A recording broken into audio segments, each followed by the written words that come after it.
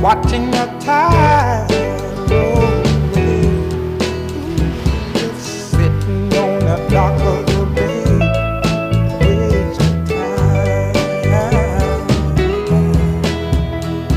I left my home in Georgia, headed for the Frisco Bay. I've had nothing to live for. Look like nothing's gonna come back. Maritime Matters is brought to you live by Bahamas Maritime Connection. What is maritime?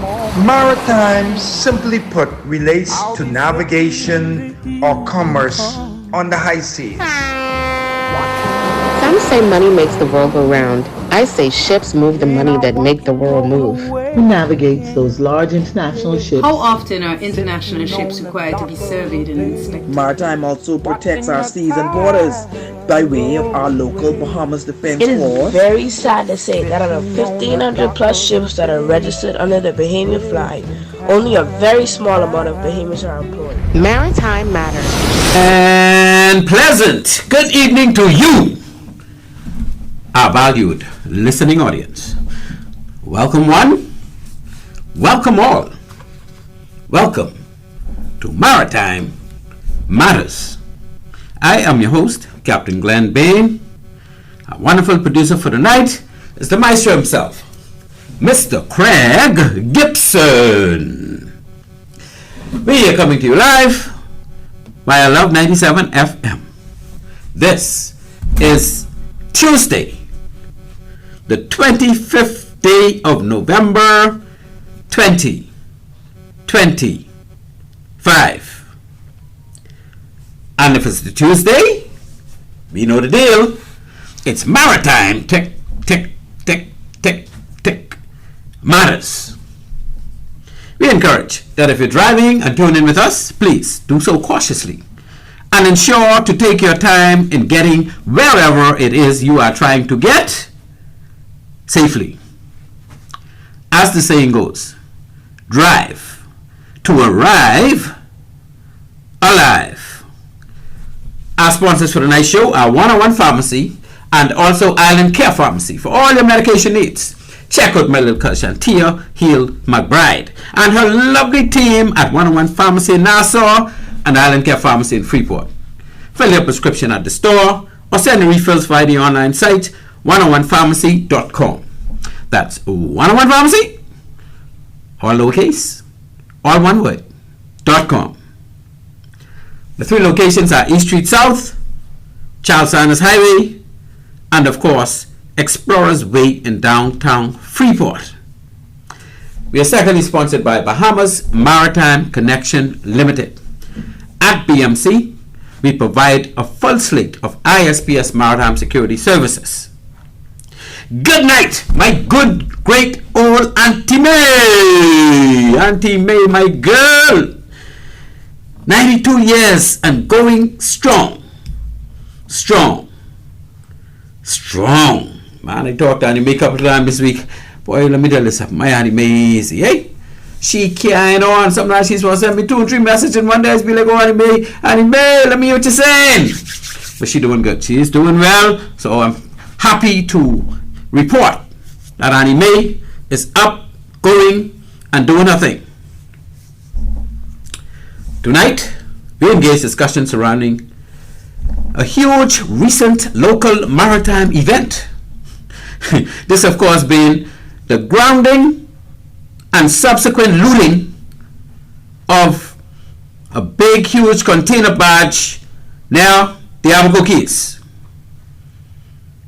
The discussion tonight will also surround other hot topics, more of an international basis, and these shall include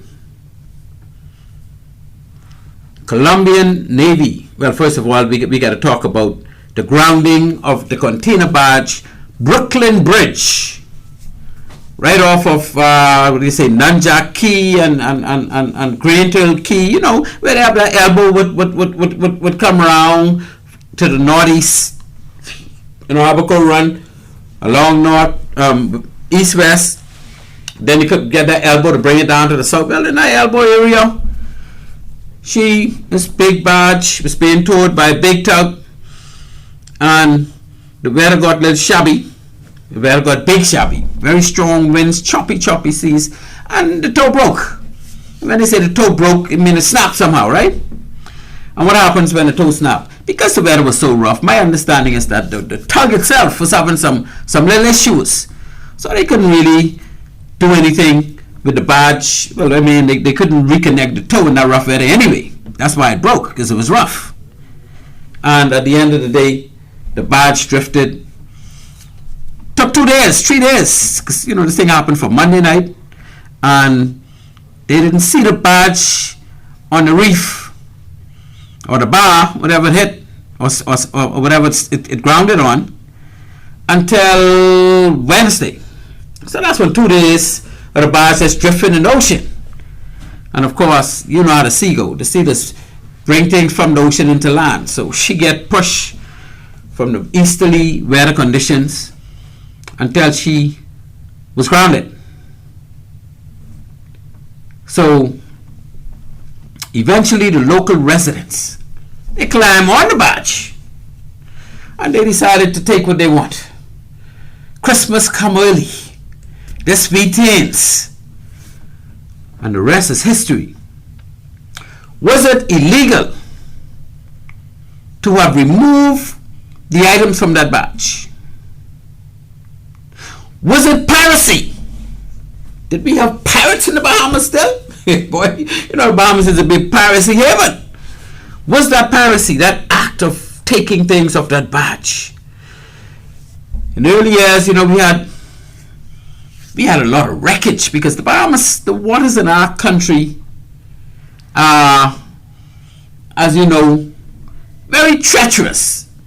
Even in our national anthem, it said the wide and treacherous shoals. I don't want you to think that's in our national anthem because it sounds a little off. No, that's in our national anthem because, and I can tell you as a man, I've been to sea for many years, those shoals out there don't budge. I don't care what kind of boat you're in, you don't want to hit them, because they're easy.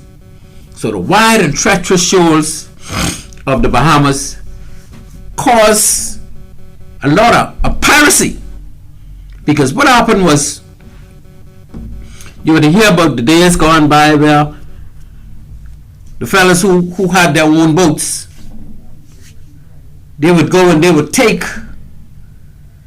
a light like Northwest Channel light, and they will move it from where it's supposed to be, out it, and they'll go on the other side of the reef and light a false light. So when the ship reach in that area and they see this false light, they think that's Northwest light, and they follow on this light, and they cause them to run up on that reef. And you know what happened after that. Once you on the reef, everything on your boat belonged to them. And they said that's how some family names in this country became rich. And I ain't got no name. They say call no name, carry no blame. But we know, And I don't know if something was wrong with that, because back in those days, that was just the way it was. You get fellas, them could cause you get shipwrecked, so they could loot and take because the ship eventually be destroyed anyway, because them reef don't play. So that's what was going on back then, right? So did we have a situation like that with this Brooklyn Bridge? 326-8255. We want you to call in whenever you're ready. Because why? Because we could be rolling with this tonight. Might there ever be a reoccurrence of such an activity? Should we expect that in years to come, if a ship or a barge run up on a reef, Bahamians could just go on board and take what they want, saying, "Oh, this barge in trouble. This free for all."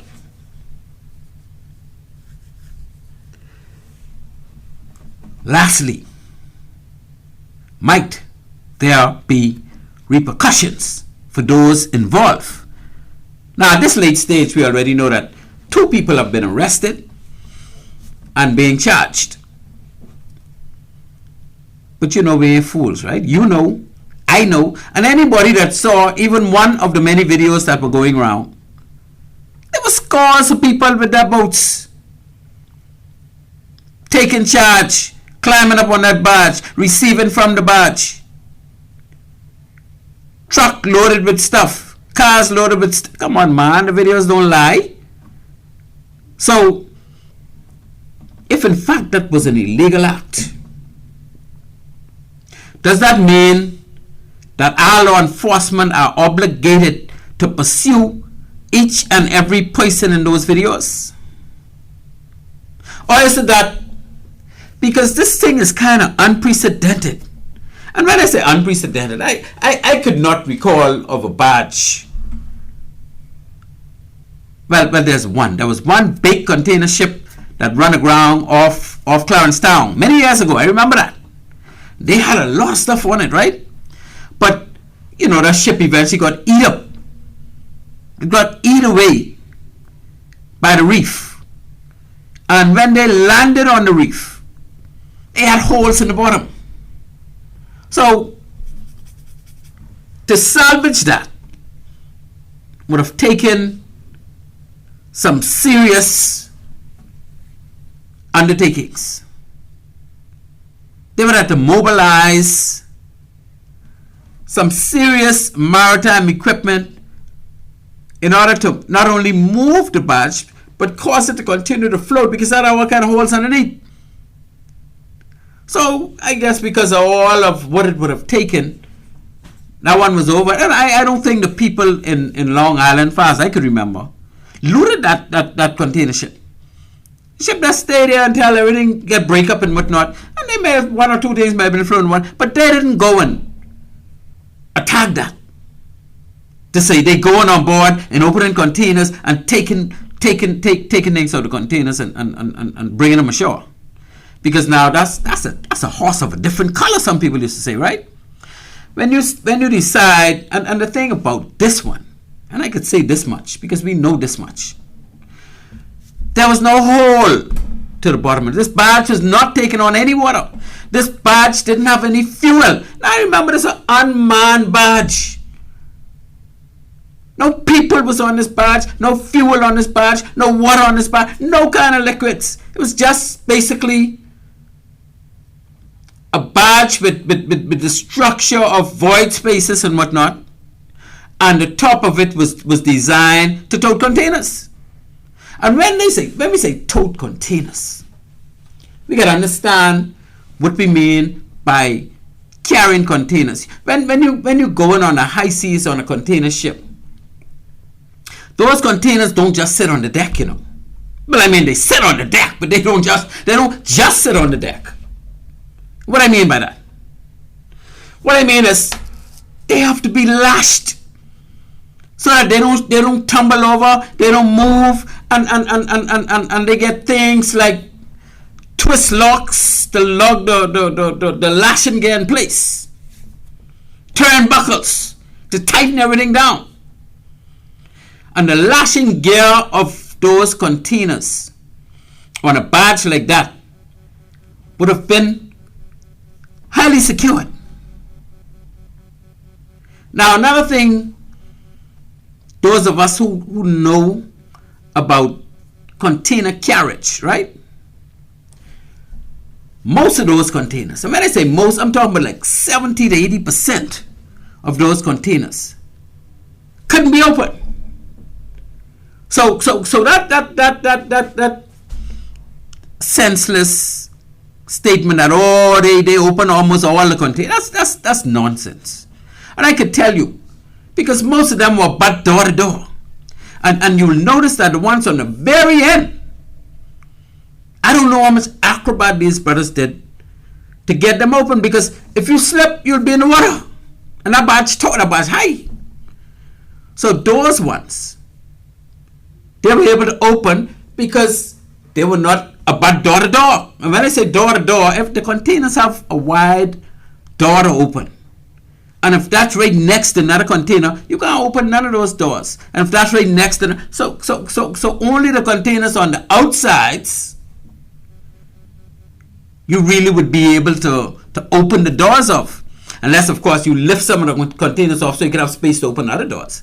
So I can tell you based on my experience driving container ships and loading container ships that 70 to 80% of those containers could not be opened unless they were lifted off the container, off the barge.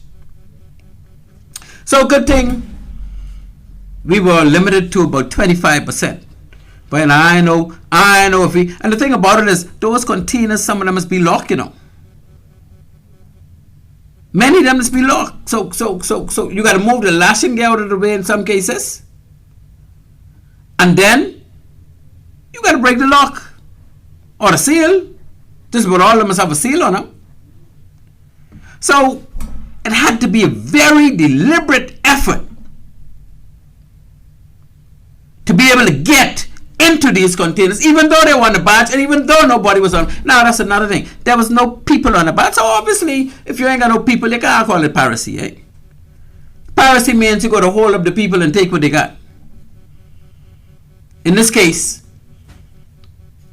nobody was there. The barge was in dire straits. And the people decided, well, this barge come out of nowhere. This come God send us from heaven. So we might as well let's go take what God sent us. I mean that's what they had to have been thinking, because under normal circumstances, a person like me who know that barge has containers, they're properly lashed, I would not have had to been break off from a tug. A tugboat had to been pulling that because it doesn't have any throttles or propellers to shaft and engine, no machinery. The barge can't move itself. So it was basically a sitting duck until it ran aground. Now, if it didn't run aground, now remember this barge was miles out, because if you're going from not Fort West, from Jacksonville all the way to Puerto Rico, you have no reason to be close in.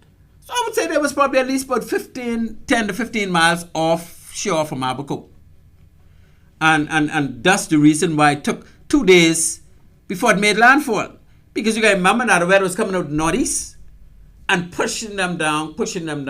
And so the barge was just a sitting duck. The tug probably was trying to save your own life, because, you know, in them kind of weather, that's when things on board ships become complicated. When you get your fuel turning up and down in the tank, so you might be picking up some dirt, and all the equipment thumping all over the place, that's when it becomes difficult for a ship to maintain its status of operational, because you depend on equipment, you depend on the fuel to stay clean, and all the rest of that stuff. So when you're in rough weather, that's when things are liable or likely to go wrong. So my understanding is that this rough weather caused problems not only for the barge to break away from the tug, but for the tug itself to continue operating the way it normally would. And so probably the tug didn't want to sit out there with the barge in that rough weather. So the tug decided we got to keep moving and go look for some kind of, go try and get ourselves sorted. I don't know what the deal is. But what I do know is they had 2 days to get another tugboat out there. Because I am certain that a call would have been made from the tug either by way of email or telecommunication, satellite telephone, whatever the case may be. A call must have been made to the ship managers, or in the case of whether the ship is being chartered, the barge is being chartered, the tugboat is being chartered, the charterers, whoever it is, usually get a call every day once that ship is at sea. So a call must have been made that, look, the tow broke and the barge drifting ashore. I'm almost certain that call would have been made. And that call being received, another tug or salvage tug should have been launched to get to that area to render assistance. And rendering assistance may only mean just keep pushing the barge away from the reef. It may mean carrying out a different towing arrangement and try and get it on board the ship. Because if those guys could have climbed through the pigeonholes and get on top of the barge, That means salvagers could have climbed through in the pigeonholes and get up on the barge too, and rearrange that tow and get another tug to continue pulling that barge, and they got to do that the next day. But I don't know the details, and I don't want to speculate, because, you know, on this show, we don't like to do much speculation. But it is what it is. We have a situation where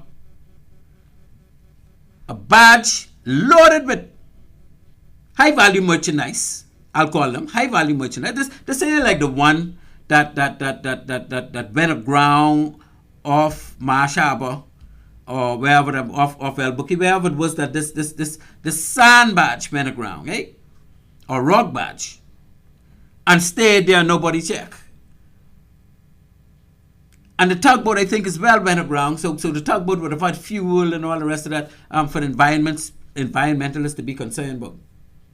This one was just a barge with no fluids, no crew, just break away and drift ashore in rough weather. And when it landed on the reef, it remained intact up to the time that they towed it away. Because eventually they came and they wait for the tide to get high enough, and they probably bought some floaters or whatever to help float it off the shoal. I don't think it was a reef. I think it was a shoal in that area, right? Could have been a reef, but whatever it was on, it didn't puncture the barge. And then the tugboat just grabbed it and tow it back to Jacksonville. Well, of course, we know what happened when they get in Jacksonville now. They have to go through the manifest with a fine-tooth comb to see what all was actually taken off the ship. Because insurance, most of them things probably was insured. And the company is now looking to our government, I guess, to recover or to take action on those who took the items off the barge. The question is, should those people be brought to justice? In the wider scope meaning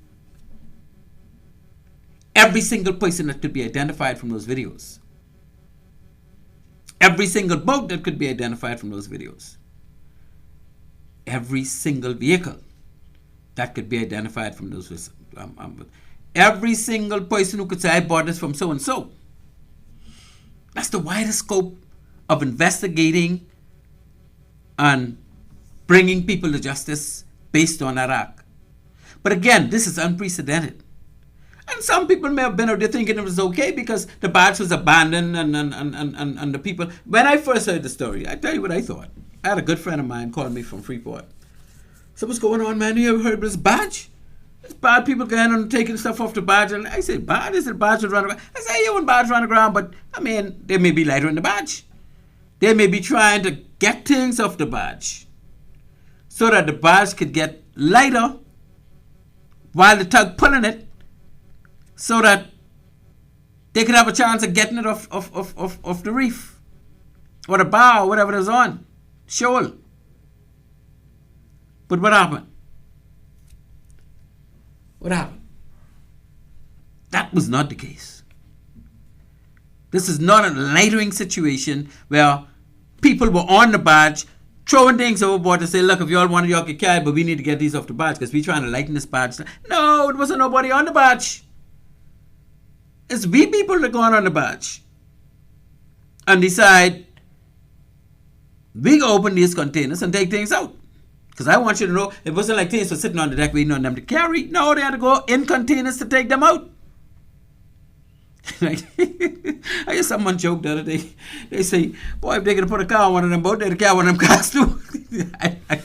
Boy, look, yeah, we could make jokes, eh? We can make jokes, but guess what? We have to understand that in situations like this, there is a limit. And we Bahamians, we don't want the world to look at us like we a bunch of hungry, junglers, seafarers that out there that's looking for somebody to take advantage of. Because that's how it look internationally. Eh? If you see the reports on this, all the Bahamians just loot the place and stole all the stuff, and which might be true, but it really don't look good. And I don't know if we really need to be doing that. And I don't know if when the police and defense force, because I'm sure they would, if I could hear about it, I'm sure they heard about it. Why they took so long to respond? Shouldn't this be something? I am almost sure that if something like this happens again in future, I don't care what island it is, the defense force and the police are going to make sure these things are not looted by locals. Because we shouldn't be a country that just allow people to have their way with people things. Especially when people things are in dire straits. So no, I don't agree that it should have happened. But I do believe, though, that we had the majority of those people just thought that this was an opportunity to get things of a badge that was about to be destroyed. You know, you can't let all them things go down with the badge. I mean, I can understand people thinking that way, especially when other people telling them, oh man, it's there. If you want it, you better get it, because if you don't get it now, you know, it go down with the badge. Why let them give them the right to go and get some of the stuff? It sure sells a line that this badge is about to sink, it will be destroyed, all them things will be wasted. And I think from that perspective, we need to be a little reasonable with leniency when it comes to locking people up for that. Because this is unprecedented. Come on, man. We some of these people, this may be their only information they get on anything at sea. They don't understand that, you know, we talk about the law of the sea, but you know, law can give you the right to go on nobody property, even if it is in dire straits. But who knows that? Anyway, 326-8255. It look like nobody want to call tonight. We have to move on to our other topics. But before we do so, we gonna break off running to our first break, because boy, we got a lot of international stuff to talk about. But at any point, you could call and talk about this Brooklyn Bridge badge and all of what going on in Abaco Keys, yeah? So, again, I am your host, Captain Glenn Bain. You are listening to Maritime Matters. At Bahamas Maritime Connection Limited, we offer first-class maritime security services throughout the Bahamas and the wider Caribbean. As experts in maritime security, we specialize in production of ISPS assessments and plans, verification audits, certified familiarization training, and port security consultancy, just to name a few. Our services also include provision of a security force to maintain all required ISPS facility security compliance. For all your maritime security needs, visit us today in Nassau at our East Street South location or in Freeport in the Kipling Building. Call us at 392-3515 or follow us on all social media platforms. Bahamas Maritime Connection, your leader in maritime security. Let's help you make the connection. At One-on-One Pharmacy, our friendly staff is ready to serve you. Visit us today for all your prescription and over-the-counter needs at our East Street South or Charles Saunders Highway locations. We're open Monday through Saturday from 8 a.m. to 8 p.m. and from 9 to 4 on Sundays. In a rush? Send your refill scripts online at oneononepharmacy.com or ask about our convenient pickup service. One-on-One Pharmacy, providing personal health care with people at heart.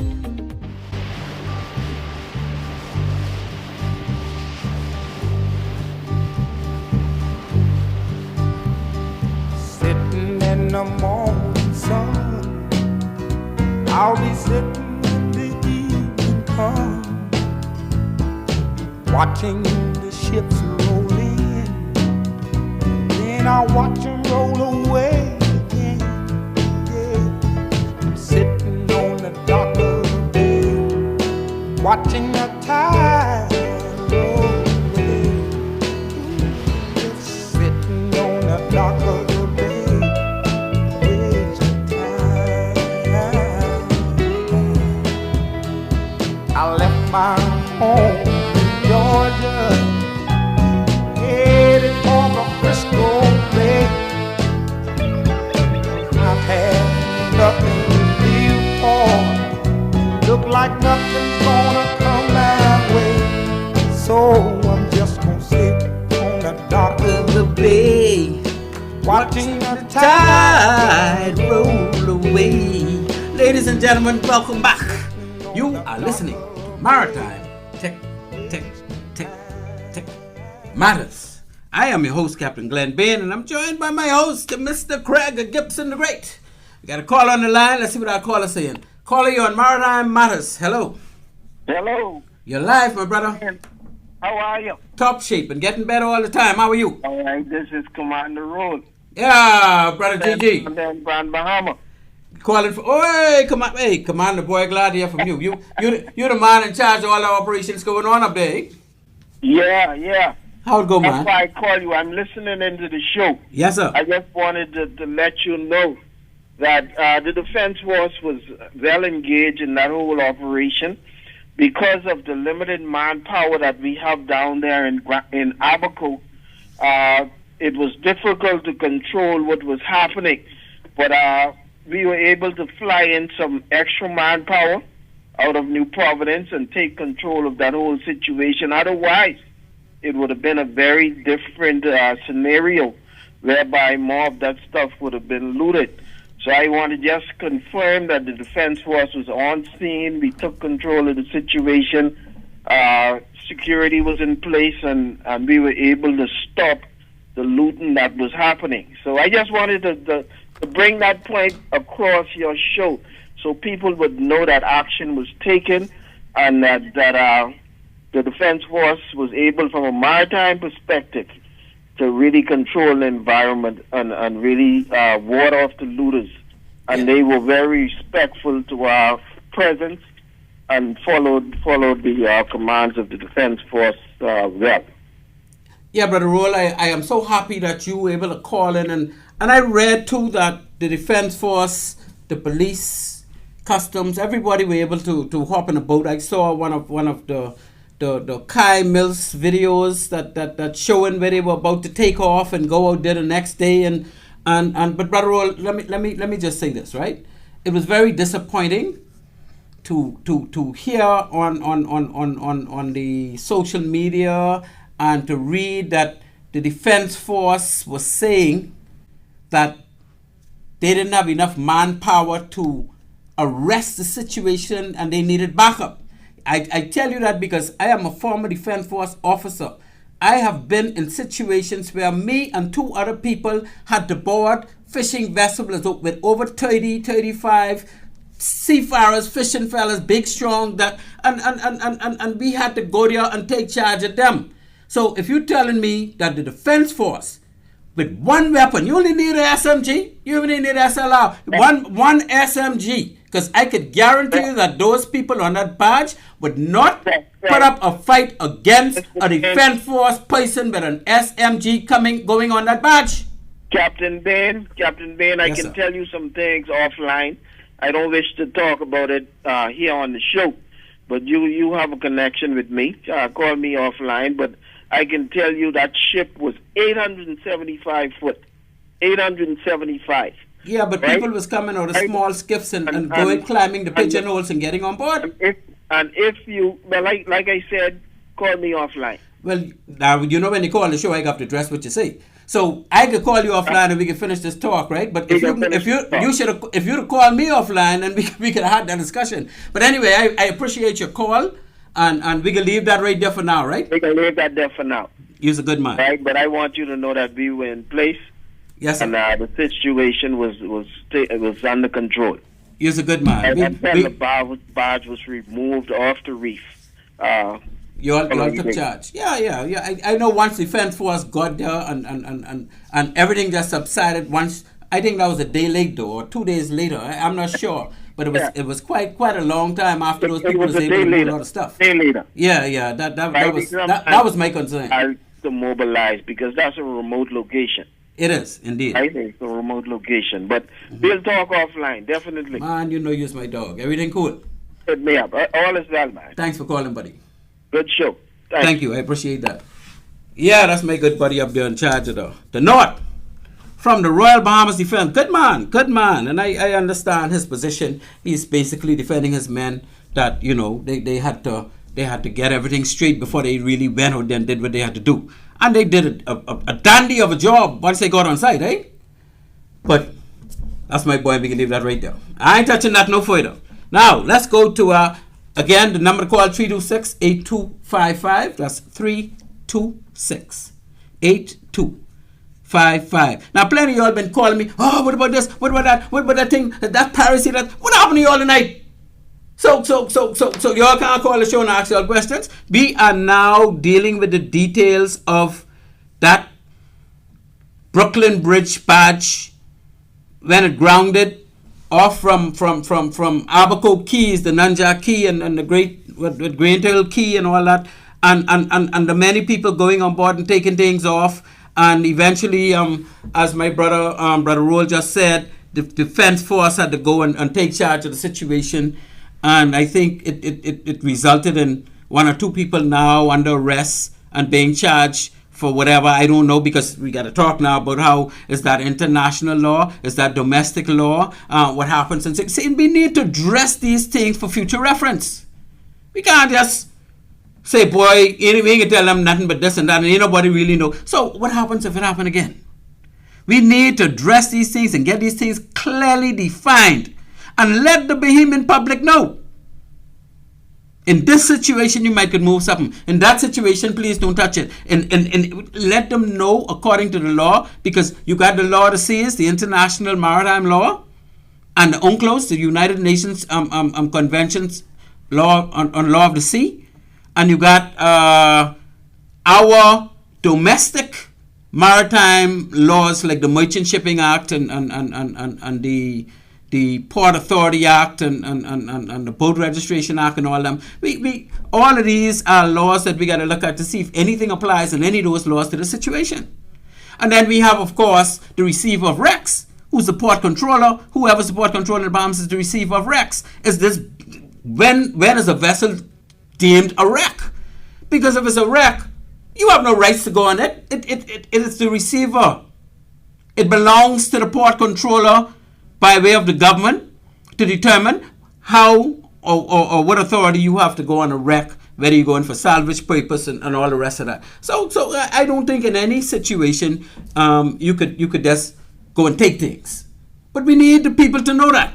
These people who live on the islands, they so used to, you get your square grouper when they drop in the water and things like that. This ain't no square grouper situation now, but they used to finding things on the sea. Now you don't find a barge. Don't get me wrong. You don't find no barge on the sea. They usually find freight on the sea. Things come washing ashore, that type of thing. When some barges or boats get break up, things come washing ashore, and you go walk in the beach and you see this and you see that, you realize the whole boat get break up, right? But anyway, we are going to move away from the Brooklyn Bridge, and we're going to now, as time ticks on, move into some of our international feeds. Again, the number to call, 326-8255. Feel free to call at any time. Bring up any maritime discussion, particularly the ones we're dealing with tonight. The Colombian Navy. Now, listen what I'm saying. Colombia now. Colombia is where all the grass and coke, the Colombian gold, and all them keys of coke and stuff, because they got all these poppy fields and coca plants, and so they harvest a lot of narcotics because there's a lot of money to be made from narcotics, and the stuff is wanted in the United States more than anywhere else in the world because Americans love that stuff. They like to get a little giddy and they like drugs. But the American authorities or the American government, in particular President Donald Trump and his regime, they don't like the idea of them drugs getting into America and messing up American people. Because some people feel good and some people, they overdo it and they get messed up, right? And Colombia is one of the largest producers of those narcotics. That's cocaine and marijuana and all the rest of it, right? So the Colombian Navy forces have seized more than 200 keys, 200 kilos. Now 200 keys ain't a big ship load, right? But guess where these 200 kilos were? They seized more than 200 kilos of cocaine in a dive inspection of a merchant ship at the port of Bonaventura, the largest port complex on the nation's Pacific coast. Now, this is on our side. We're on the eastern side of Brazil, eh? I mean, of Colombia. This is the western side. This the Pacific Ocean. Because they got ports and ships going from there, going up north too, right? So, an underwater inspection by divers from the Bonaventura Coast Guard Station revealed 7 large black bags in the sea chest. So this cargo ship had a sea chest. Well, all those cargo ships have sea chest. What is a sea chest? You see, man, some people might, what are you talking about? A boat ain't got no chest. No, this is a sea chest. A sea chest is a indented area underneath the boat, like an indented box, where you have, it's covered with a filter or a grill, and inside that box area, that's where the seawater goes through the pipes to keep the engines cool, to keep the generators cool. Anything the ship needs seawater for, it comes through the sea chest. And that's an area when the ship go on dry dock, they gotta loosen up everything and check everything and make sure because that's always exposed to the water, and if water get in there, it could be in the ship, seawater. So the sea chest area, I guess they move the grill and they pack all these bags of cocaine, up to 200 keys in that sea chest. And because those divers, now remember now, this boat was getting north. And if this boat left without the divers checking it, wherever they get where they're going, or whenever they reach the destination for that, because ain't nobody got 200 keys of coke in a sea chest, and ain't gonna have no arrangement for them to be taken out at the next at a destination the ship is going. So that one get foiled because I don't know if they was operating on intelligence, and it don't really matter. The reality is they dived the ship, and when they checked the sea chest, they realized all these bags in here. Because what gonna happen now, and I don't know how these ships could operate, I don't know where they put those bags so that it wouldn't block the water trying to get into the pipes. Because those engines and generators, they need that cool water from the sea to keep the engines cool.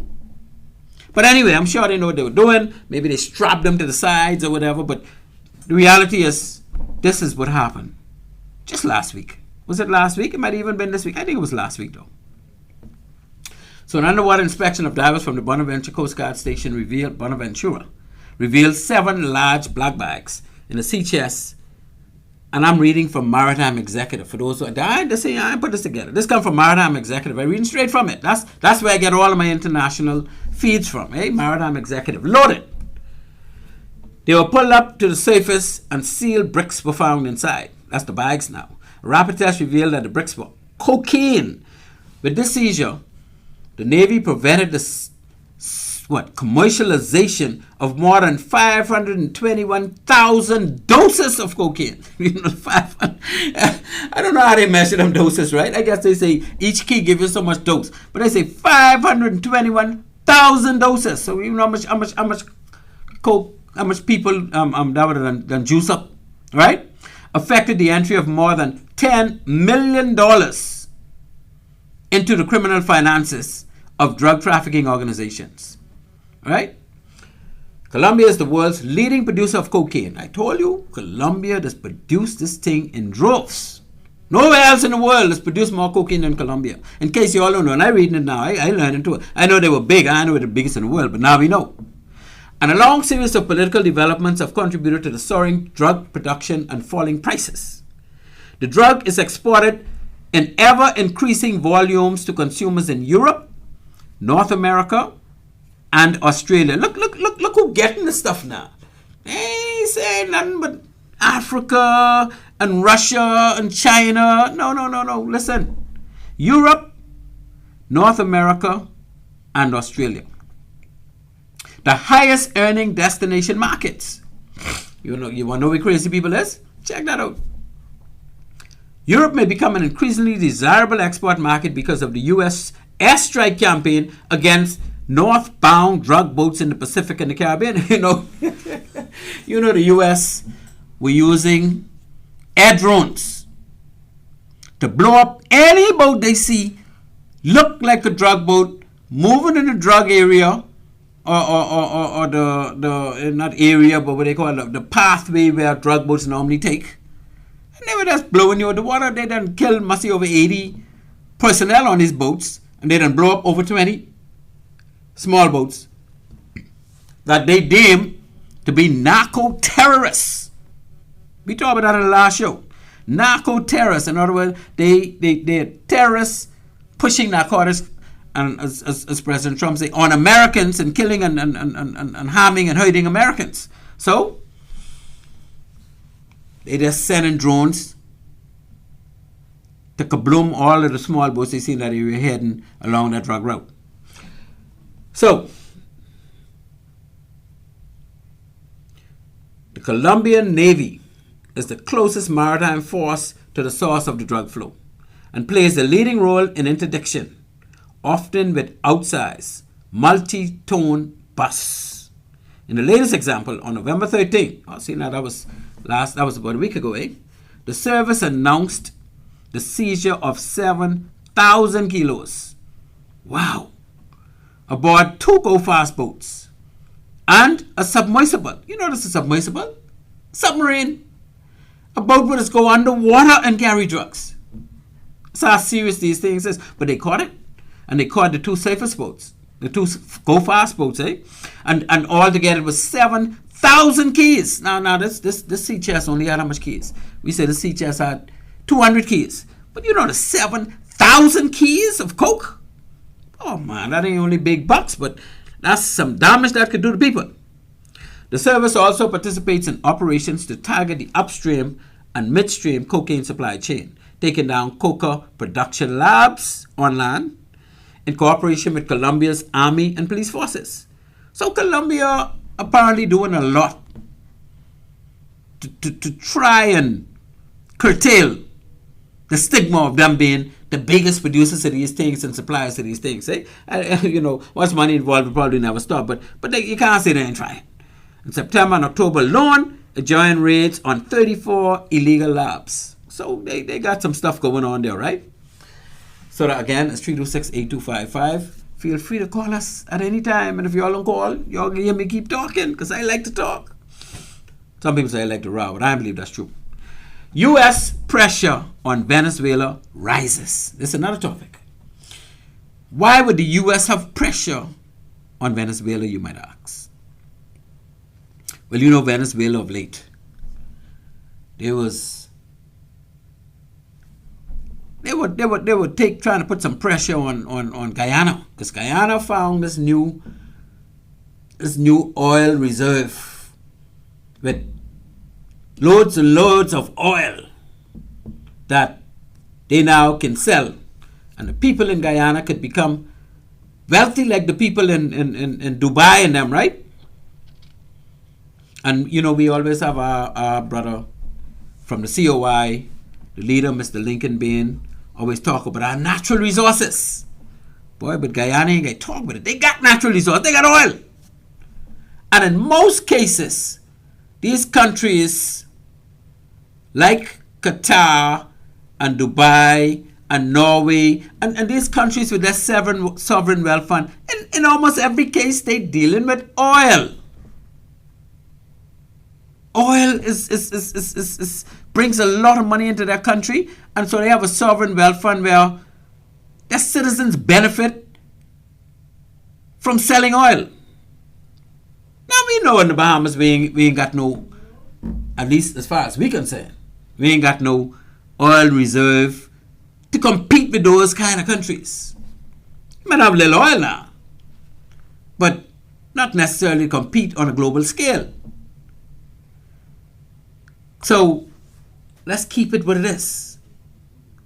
Let's keep it what it is. So the U.S. Navy has assembled its largest force. We go back to the pressure the U.S. putting on Venezuela, and we were talking about Guyana with its oil and how Venezuela basically trying to take over that area where that oil is. They want to tap into that, although Venezuela already got plenty of oil now. But they think Guyana's supposed to have no oil to that extent. So as far as they're concerned, they can try to get to that, right? And then we got the situation where President Maduro, if that's his name, I think it's Maduro, of Venezuela, he happened to be the leader, and I don't think President Trump likes him. In fact, I don't think them two get along. So, according to reports, the U.S. may make effort to topple the Maduro regime, take him out of power, and let somebody else take over the place, right? And according to how these chess pieces are playing, it looks like that's the attitude. That's the way things are shaping up. And so let's read what my good old maritime executive have to say about the pressure rising in Venezuela, 326-8255. Don't forget now, that's the number to call. So we can do a 5-minute reading, then we go to our next break. The U.S. Navy has assembled its largest force accumulation in the Caribbean since the Cold War. You know what the Cold War was? That's when U.S. and Russia were staving off each other, and then they have the Cuban Missile Crisis where Russia put some missiles in Cuba, and the U.S. say, look here, they too close to us, y'all can move them. And Russia say, well, if y'all want us to move them missiles what y'all got in Turkey, what close to us, y'all have to move them. So it was agreed. And the between the president of the U.S. and the president of Russia, that they will all move all the missiles from facing each other. And that's known as the Cuban Missile Crisis. And that happened. But now, that was the Cold War. And that was 40, 50 years ago. But now, since those days, the largest contingent of the U.S. Navy has assembled in the Caribbean Sea, because remember now, they was all around Cuba. But this time, they have USS Iwo Jima, which is an amphibious ready group. That's amphibious means they got amphibious ships that have they could wake on the sea, and then they go into land to drop troops, because they have the big ramp, or they have landing crafts that the ship carrying. Because I happen to know about amphibious ships, because while I was at Dartmouth as an officer, we did our what you call DTS, our Dartmouth Training Ship Experience, 2.5 months on an amphibious ship. The one that we was on was the Intrepid, and the other one was the Fearless, and those were the two largest amphibious military ships in the world at the time. I'm sure they got some bigger than them now, but boy, let me tell you something. They had 4 landing crafts that were, must be 200 foot each. So what they were designed to do, excuse me, is the stern section of the Intrepid had docks, and they would ballast the ship. Ballast mean they take it in water, so that the ship itself could go low and low and low in the water, just like how the dry docks do at Freeport, right? At Grand Bahama Shipyard. They would ballast down, and how tankers do. And when they ballast down, the ship goes deep in the water, so the barges, the landing crafts, were then able to move in and out of the ship, because they lower the back, and the back is open, and the landing craft are there at their dock, and they could come, because water is now up to that level where the landing craft are. They could maneuver, they could take tanks, they could take weaponry, they could take and troops. So they designed to come nearer to land, and then the landing craft take over, and they just carry on. And amphibious means land and sea, And so this Iwo Jima amphibious ready group is like a bunch of amphibious ships with a lot of troops, a lot of tanks, weaponry. This war. And in addition to that, the USS Gerald Ford Carrier Strike Group. Now, what's USS Gerald R. Ford? That's one of the biggest aircraft carrier in the world. Ain't no other country have no aircraft carrier half the size of the Gerald Ford, right? So the Gerald Ford is there with umpteen amount of different types of planes, and it's a strike force group. So with them, they would have destroyers and frigates and whatever else, submarines. Because when you talk about a strike force group, you're talking a flotilla. And so the USS Gerald Ford Carrier Strike Group and the Jima Amphibious Ready Group are now in the area of Venezuela. The first time since the Cold War something like this ever happened. The movements have included close approaches to Venezuelan territory, both in air, with bomber runs off the coast. So the bombers, there's a bomber. Bombers, those planes that drop bombs. And they're moving along the coast of Venezuela, right? And on water. Of course, the bombers coming from all over the place, but I don't think the bombers need more runway than the aircraft carrier to land. So they come from all over. Plus, the aircraft carrier have a whole heap of fast aircraft with missiles and whatnot that could take off and land on the carrier. The amphib USS Fort Lauderdale and destroyer USS Stockdale transited through the Gulf of Paria. Gulf of Paria. That's that strip of water that you could get between. You got to come between Trinidad and Guyana, right? Very tight little area, but you could get it. The ships passing through and through there all the time. So they got the Gulf of Paria, which means they're passing close to both Venezuela, because you remember now Trinidad, the southwestern tip of Trinidad is very close to Guyana, to Venezuela. You could almost, you can't swim across, right? But boy, that's a close call. They're closer. Trinidad is closer to Venezuela than they are to any other Caribbean country. Venezuela is right there to them. Meanwhile, destroyer USS Mahan, this a big destroyer now, a military destroyer. It's just a big ship with a lot of cannons and missiles and all that stuff they can launch, has been assigned to transit to nearby Guyana, where U.S. supermajor ExxonMobil has massive new investments in offshore oil infrastructure to perform maritime security exercises with Guyana Small Defense Force. So you got this big destroyer. Hey, let me tell you something. Hey, this ain't no easy situation, right? This big destroyer now going to Guyana, and when they get to Guyana, they saying they're doing exercises with the Guyana Defense Force. You can imagine our defense force with them little boats talking about they doing exercise with one big destroyer. Some of them destroyer almost 500 feet long. But anyway, this is what's going on, right? So a sole Venezuelan patrol ship harassed vessels associated with Exxon's operations off Guyana in March. Now remember now, when Guyana found this oil reserve, they got in bed with ExxonMobil out of the US. And ExxonMobil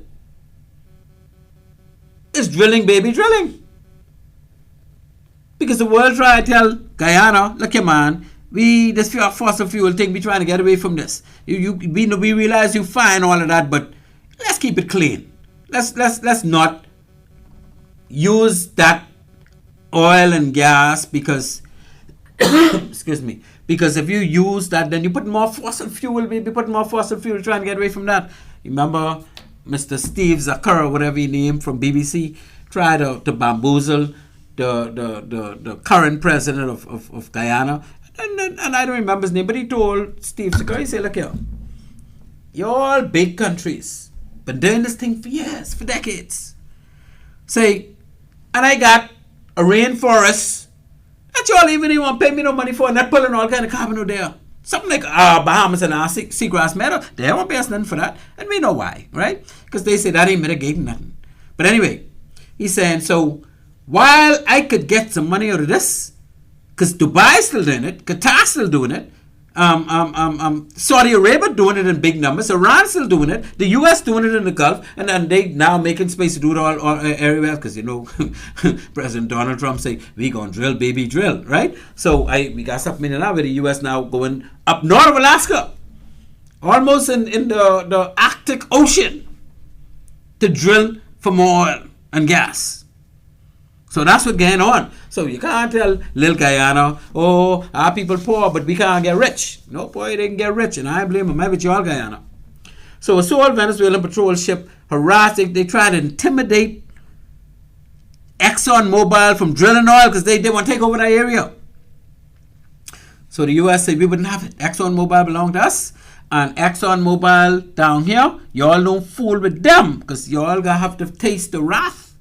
So now that big destroyer down there saying they're doing exercises, but you know why they're there. They're there to make sure Venezuela don't try no foolishness, right? And I can't say I blame them. They protecting their interests.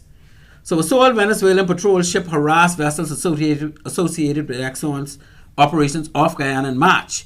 At that time, Secretary of State Marco Rubio warned that it would be a very bad day for Venezuelan regime if they were to attack Guyana or attack Exxon Mobil. So Guyana protected. We know that. Well, all us protected by the U.S., whether y'all won't believe that or not. So Guyana is well protected now. And thank goodness that the U.S. is able, because, Venezuela would run over them. We know that. Venezuela will run over Trinidad if they want to. What could we do? Most we could do is call Uncle Tom.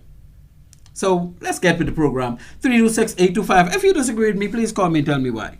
Because maybe I could learn something today. So it's time for us to move to our second break, because you all ain't trying to call. And when we come back, we got a couple more topics. I know how much of these we can get through, but we can try, right? Anyway, we going to talk about seafarers boost the Philippines economy by $17 billion every year. And we want to know why our seafarers can't get some of that. We talk about pirates reach Somalia and evade capture. Maybe we'll talk about that one first, right? Because that's interesting. Tactics for immigration, rubber boat traffic in the English Channel. What tactics they use in those rubber boats? Maybe we talk about that one first. Anyway, we can talk about those three when we return from the break. 326-8255. You're listening to Maritime Matters, and on this show, we talk maritime. At One-on-One Pharmacy, our friendly staff is ready to serve you. Visit us today for all your prescription and over-the-counter needs at our East Street South or Charles Saunders Highway locations. We're open Monday through Saturday from 8 a.m. to 8 p.m. and from 9 to 4 on Sundays. In a rush? Send your refill scripts online at oneononepharmacy.com or ask about our convenient pickup service. One-on-One Pharmacy, providing personal health care with people at heart. Sitting on the dock of the bay, watching the tide roll away.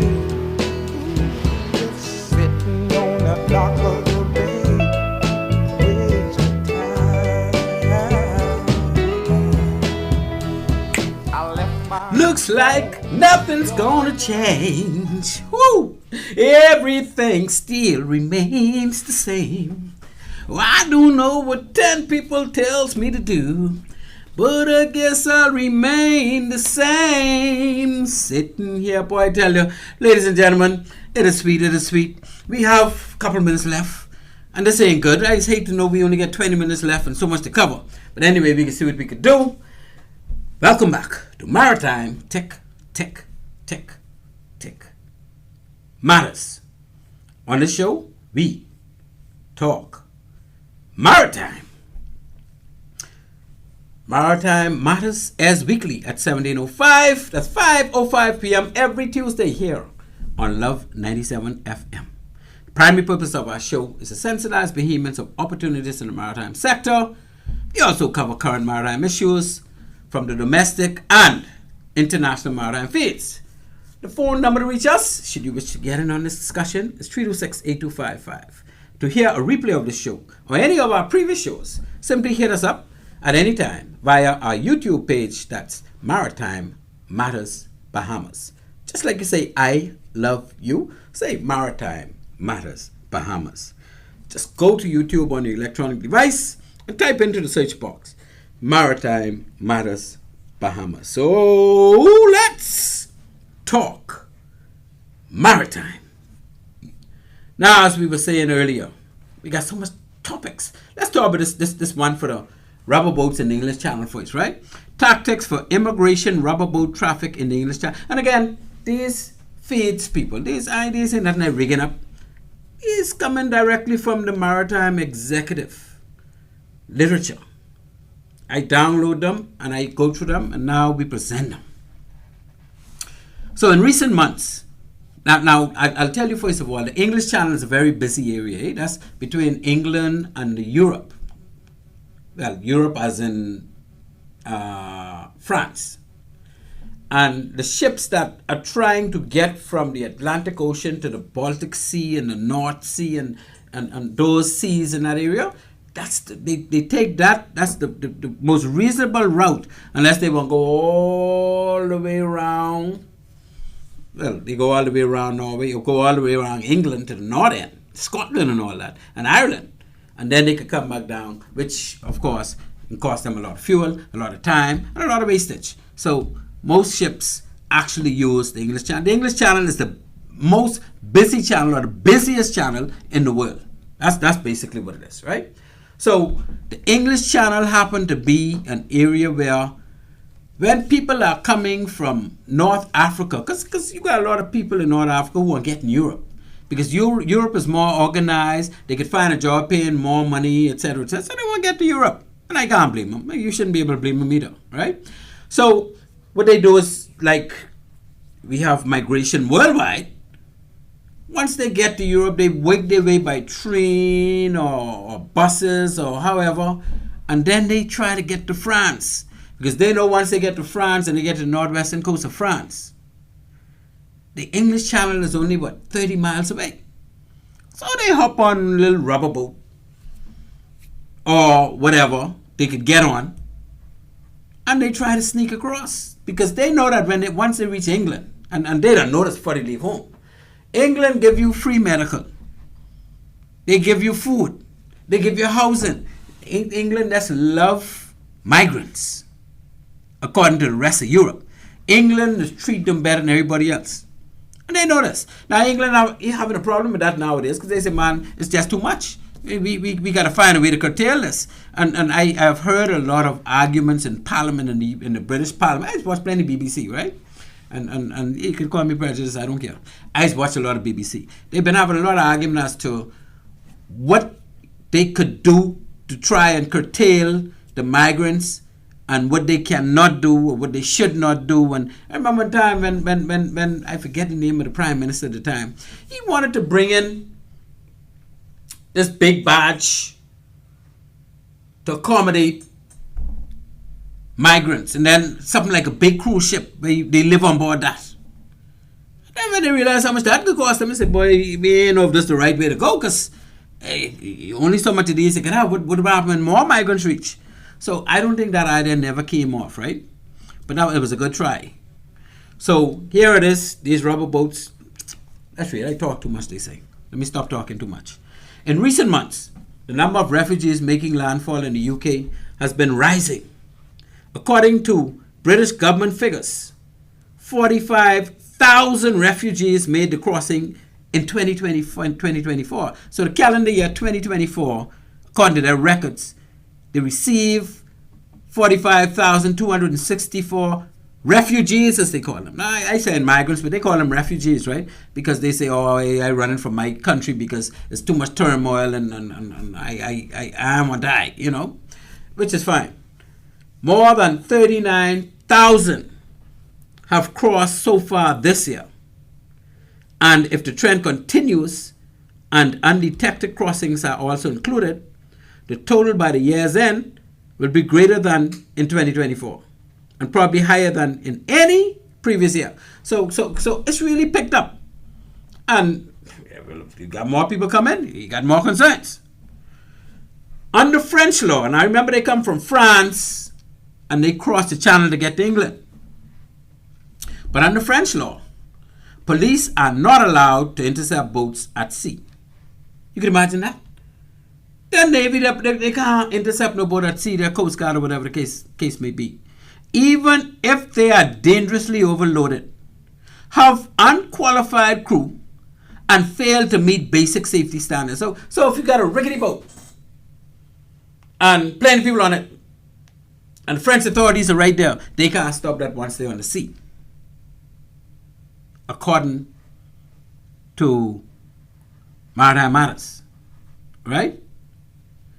Although most refugees are young men, smugglers normally include some women and children as passengers on each rubber boat attempting to cross in order to increase the likelihood that boats which are swamped will be rescued. Because they're saying, okay, if there's a bunch of men, they got to swim to save their life, but if they got a bunch of women and children. But again, when you talk about the English Channel, let me tell you something. I've been through the English Channel. Any water around England or France or whatever, cold. I don't like here.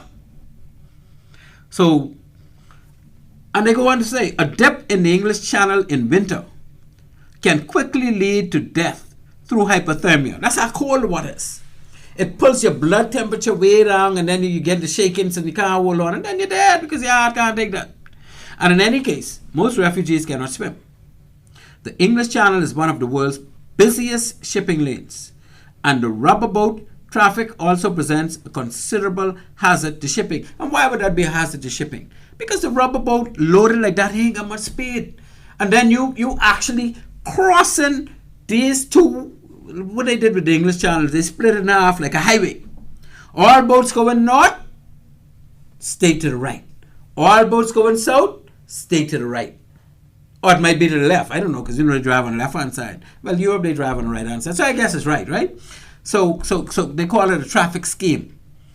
And if you go in the same direction, it'll be plenty of, because it's so busy now. You got boat after boat after boat. So if you get this little rubber boat with 40 or 50 people in it, all out, they can hardly get out their own way. And they're doing this at night. And they're very difficult to be picked up on radar. So a lot of big ships wouldn't even know they're there. But yet they gotta go weaving through these big ships that are doing legitimate trade. And I can tell you some of these big ships, they be going fast. And for them to stop, if a big ship see that rubber raft, the most they can do is try alter course in the case if they're heading south to the port to go around the stern of the rubber boat. You don't want to go around the bow. And if they're heading north to the starboard to go toward the stern of the rubber boat. And they go alter course to avoid the rubber boat if they see it. Because if they try to stop, most of them take like a mile and a half once they put that boat in full astern. Because now boats ain't like car. You don't press brakes. Brakes on a boat is moving the throttle from full ahead to full astern. And not all at once. Of course, you can't go half, then quarter, then neutral, then quarter, then half, and then all the way astern. You don't. Engines don't change like how you could just press the brakes in a car. And even after you don't get that in full astern, the boat is continues to move ahead until the propeller get enough traction to cause the ship to stop. Because how the propellers are designed, they're really not designed for the boat to go astern. So it takes longer for them to take traction. It's really designed for the boat to be pushed. Because you want to do maximum. Boats ain't designed to go astern. You only go astern when you're maneuvering. And most of those big cargo ships, most of them be cargo ships. You have cruise ships too. But most of them are big cargo ships with one single engine. And that's a slow turning engine. So by the time they put that in stern and that start turning slow and that start, it's going to take a while. So they'll then run over that boat before they could stop. So they'll have to take a sharp alteration to avoid that boat if they see it. Because in the nighttime, I can't tell you these boats have no light. All they got is a bunch of people. And you know, in the nighttime, you could be black or white. It's so hard to see you on the sea. Because ain't no light out there. It ain't like you on the highway. Anyway, I digress. So what happened? They talk about how hypothermia could kill you because it's so cold and it's very, very, very busy in the English Channel. So the French gendarmerie, I don't know what is gendarmerie in France, in French, however, are promising to introduce new tactics. So this got to be the authorities in France who deal with this type of thing, right? Using nets to foul the propellers of the rubber boats just offshore. So since they can't stop you if you're in a rubber boat, what they propose they could do is they could line the coast offshore with nets. And you know, propellers don't like nets. This some of the type of tactics they use for these pirate boats. The boats, the big ships put out a long net behind them, so if the pirate boats try to get near them, the props will get tangled up in the net. So this is the same type principle, right? They use these nets so that when the boat try to go there, it get tangled up, the propeller get tangled up in the net and they can't go no further. Which I don't think the French care if they go to England anyhow, right? Because if they go to England, that means they're in us no more. That's like us saying, oh, we got to take measures to stop these people from leaving the Bahamas and getting to Florida. Well, we have an obligation, but would we be seriously trying to stop them? Well, we don't want them to die, so we can make sure the operation, if it ain't safe, we can stop them. Boy, but if we think it's safe, I can't guarantee you we can stop them from trying to go to Florida, because that means they're with us no more, right? Florida could absorb way more than us. But anyway, that's just me talking with my head. So the French Quartermire, however, are promising to introduce new tactics using nets to foul the propellers of the rubber boats just offshore. This tactic has been designed to bring the rubber boats to a halt gently, without risk of capsizing. See, because they don't want to put something there that the boat hit and turn over and all them people die. Because the water's so cold, they can't swim ashore. So they want to use the net to bring the rubber boat to a halt gently, without risk of capsizing, but presents considerable boat handling challenges if the sea state is anything other than flat calm. So if it's a little choppy, that's a difficult thing, boy. Because them net, that boat up there caught up in them net and the choppy, may turn sideways and tip over anyhow. Because I want you to know the English Channel, that in the wintertime must get rough. So, the British government, they are making efforts to stop the cross-channel traffic is based on the concept of stopping the smuggling gangs. So the British government ain't focusing on the people who get in them rubber boat. They focusing on the people who organizing the arrangement to get them on a rubber boat. It's like you dealing with the organizers, not the people who just like us, right? If we got the migrants coming up from Haiti, they pay to go on those boats. So really, we need to try and find out who they paying and try and cut it from that end. Because the people can pay money because they want to do better. So the British government's efforts to stop the cross-channel traffic is based on the concept of stopping the smuggling gangs. But given that the lure of free food, hotel accommodation, and healthcare is a powerful pull factor. So now I tell you, once they reach England, they get free food, they put them in a hotel, and they give them medical attention for would-be refugees, an offering much more attractive than alternatives offered elsewhere in Europe. Smuggler gangs takedown are quickly replaced by others keen to capitalize on average passage payments of $3,000 per person. A very lucrative criminal activity. So you may have 50 people in an inflatable boat that only costs you so much, but each one of them gain you $3,000 in order to get on your boat. So what they're saying is, while Britain may focus on those set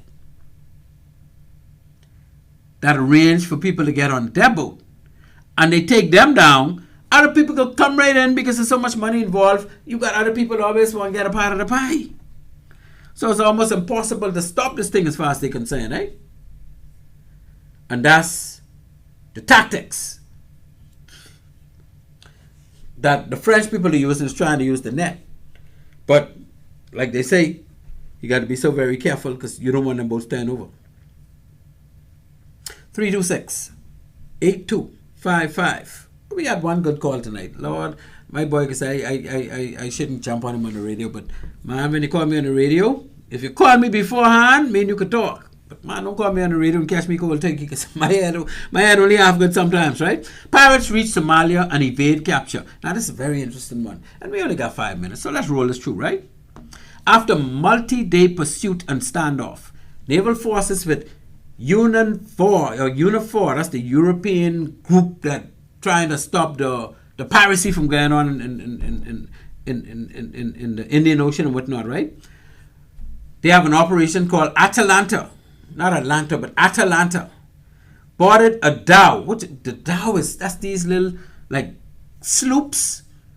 These sloops from that those Arab countries is used with them diamond or rectangular sail. They could get up to good speed, right? But this they boarded a dhow that had been used as a mothership for multiple pirate attacks on merchant shipping. So the dhow, which is a good sized boat and they could take seas, was being used as a mothership by the pirates. So the pirates escaped the scene, and European forces will work with Somali authorities to pursue their captured person. Now that's after now. Now remember this dhow and come back to Somalia. They kidnap it or the pirates took over the dhow someplace off India, and they wanted the dhow using it as a mothership to get on other ships to take them over. And then eventually they got chased and they were able to get into... The reason why they were able to get into Somalia on the dhow is because they held the crew hostage. Anyway, let me read on. The pirates escaped the scene and European forces will work with Somali authorities to pursue the capture. The Somali Pirate Action Group had captured the Iranian flag dhow last month, and they had been menacing international shipping since the beginning of November. So there's on this dhow from that time, using the small vessel as a base of operations on the high seas.